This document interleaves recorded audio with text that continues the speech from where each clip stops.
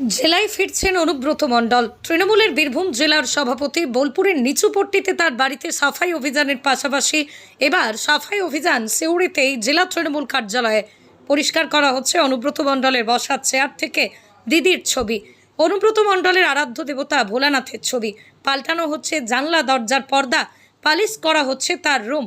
অনুব্রত মণ্ডল যেভাবে তার অফিস সাজিয়ে রাখত আগে, ঠিক সেইভাবেই আবারও নতুন করে সাজানো হচ্ছে জেলা তৃণমূলের অফিস।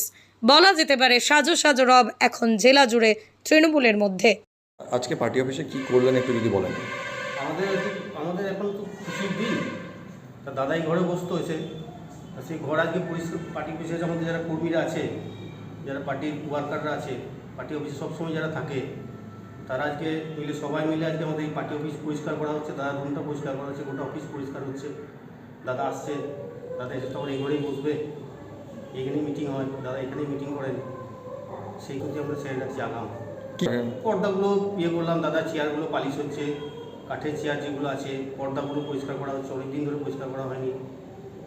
হ্যাঁ, ঝাঁট দিয়ে সমস্ত কিছু পরিষ্কার। ঝুল টুল দাদা একদম পছন্দ করেন না, পরিষ্কার পরিচ্ছন্ন রাখতে চান সবসময়। সেই দাদা যেরকম চান আর কি সেইভাবেই করা হচ্ছে আর কি, যেভাবে থাকতো।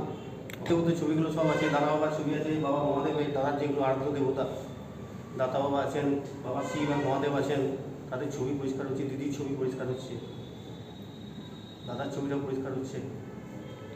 আপনার কি আপনি অফিস সেক্রেটারি আরেকবার বলুন।